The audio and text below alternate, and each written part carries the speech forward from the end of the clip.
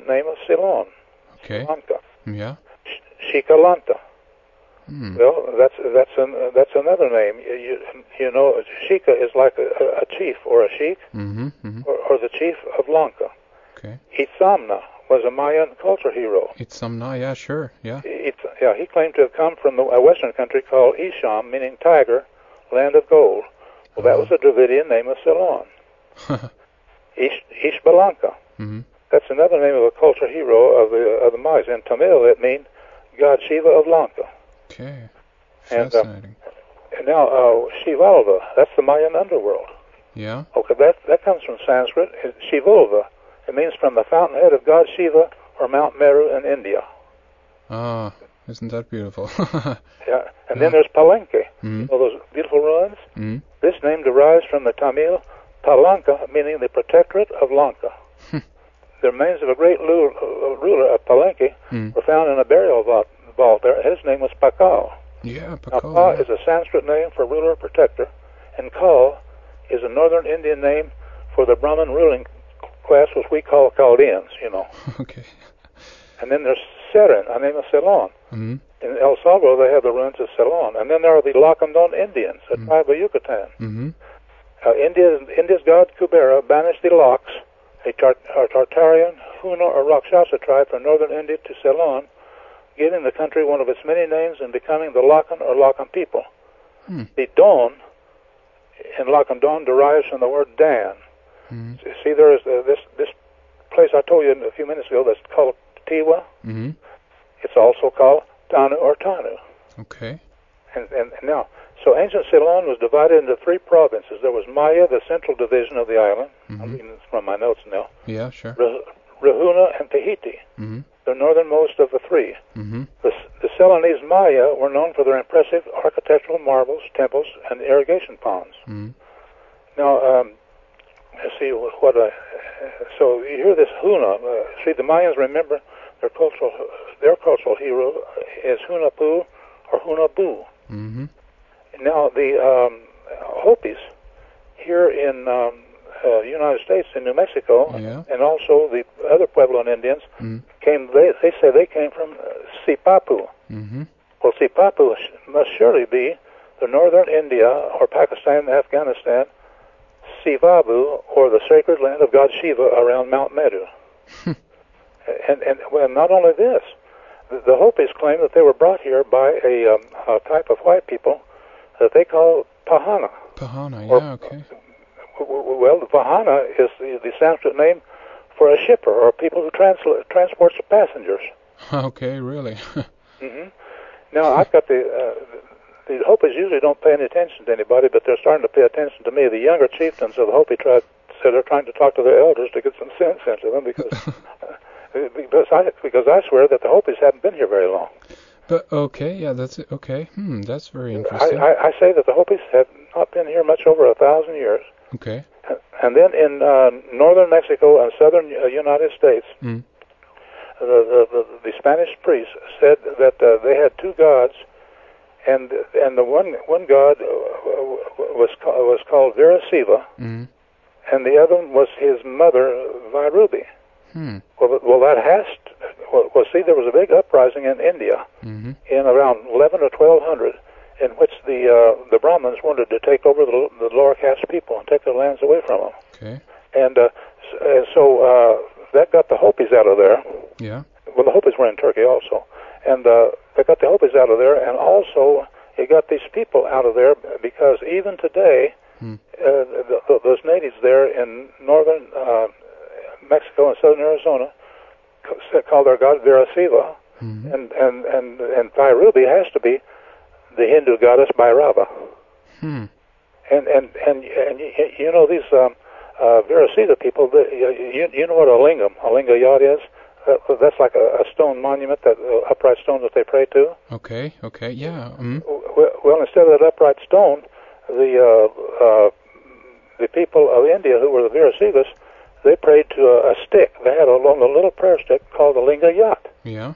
Well, even today, these Indians in northern Mexico and southern Arizona, they still have a linga yat, what they call a prayer stick. Interesting. And you know, it's just a reminder of something here. The Hopi Indians also, of course, if you look at their prophecy stone that they have, and a lot of other symbols that they have, but among other things, one prominent symbol on the prophecy stone is, of course, the swastika. Mm-hmm.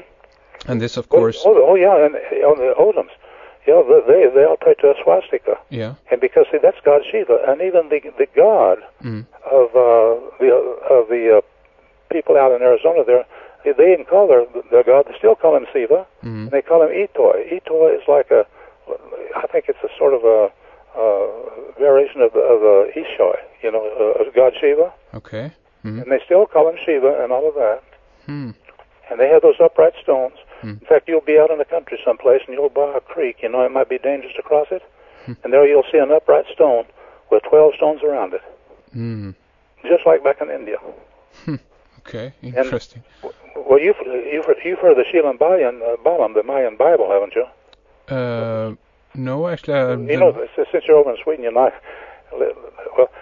see, most of us have heard of the Mayan holy book, Shilan Balam. I actually recognize the name, but I don't know that much about it. So tell us about it. Well, the thing about it, I've been this for so many years. I'm getting like Don Quixote. My brain is dried up.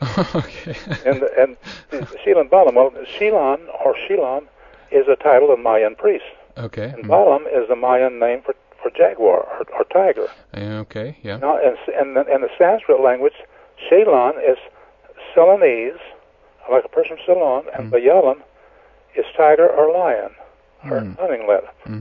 So therefore, evidently they would see these Ceylonese there, and they would treat them as holy men.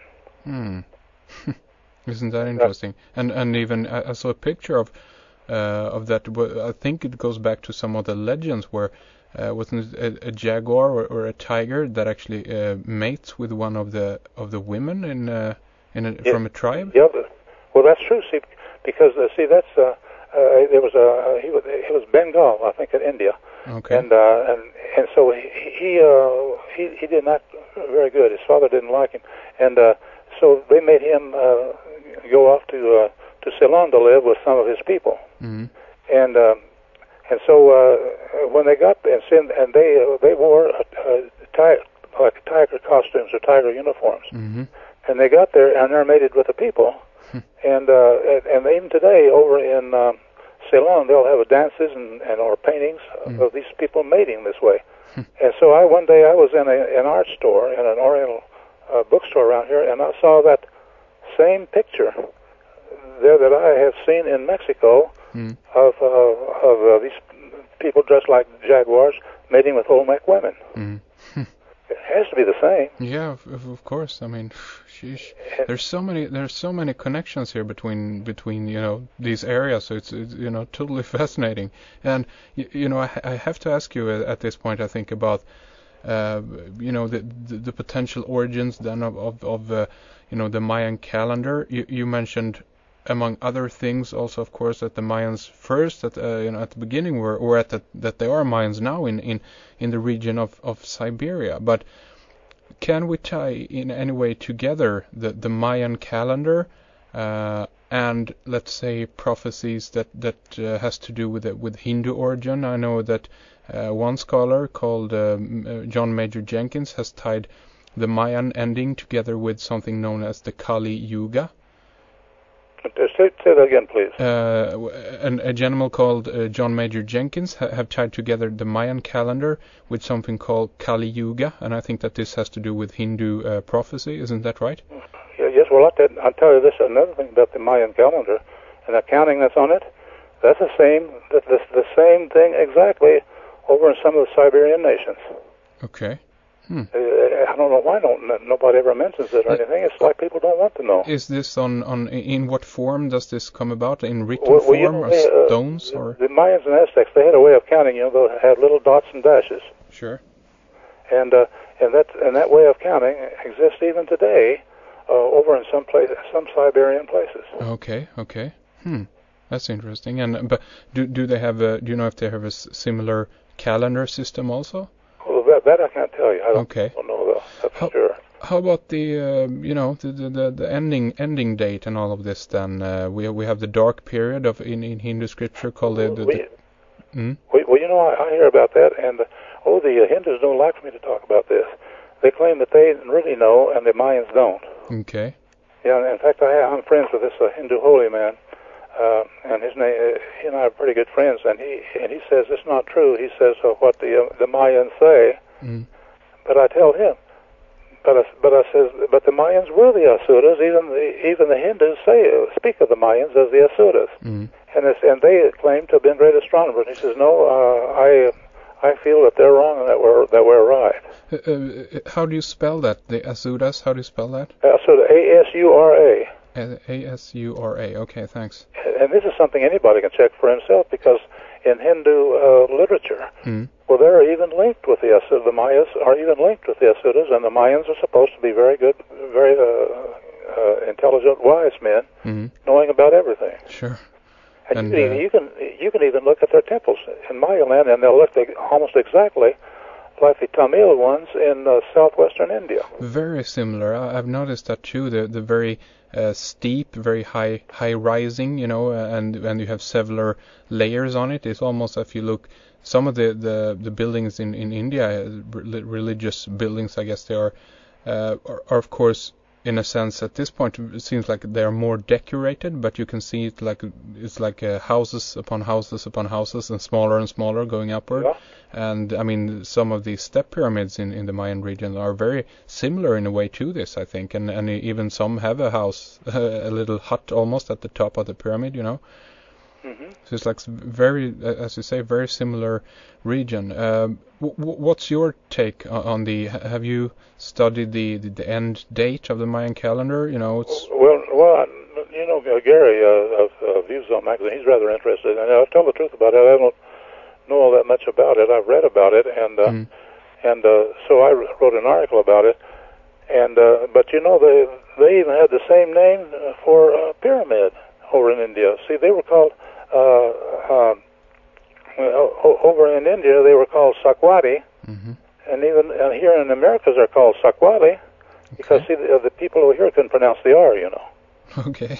and the same Sakwati and Sakwali, and also in Michoacan, there's another name for a pyramid. I'm trying to think of it.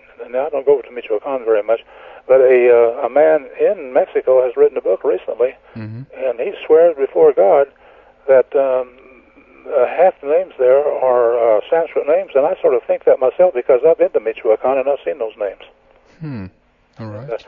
And also the place where the Michoacan Indians said they were from, Nadanshan, they were from a place over in India, northern India, called Nadanshan. Well, I found myself not in Shan on the map even now over in India. Okay. The names really don't change very much. Yeah, that's interesting, and I guess you take the place, you know, the names with you. I mean, in a lot of ways, you can even see this in, you know, as if we were to take this into a more modern context, a lot of places in America or United States and even Canada are named after, you know, many places around Europe that the people actually came from the beginning, right? Yeah, well, not only that, where they came from, the Mexican annals, their legends of the Aztecs state that part of their people also came from Tamuanchan. Well, Tamuanchan is New Zealand. They still have the name. Oh, really? Tamuanchan? Yeah, Tamoans. See, or the Samoans or the Tamoans. And I myself have seen some of these people in a restaurant over here recently. Some Samoans came over, about 200 of them, and I was in a restaurant when they were there. And I'll swear, they all looked like Olmecs. Olmecs, yeah, that's right. Yeah. Isn't that interesting? And I have a New Zealand friend, Mr. Martin Duter. Maybe you've heard of him. We have had him on the show, actually. I was just going to say his name, so very excellent that you brought that up. Thank you. Oh, nice. He and I are really good friends. Yeah. He tells me that many of the Tamoan foods originated in the New World, such as yams, potatoes. Yeah. Is what he wrote me. The evidence extends beyond language, cultural symbolism,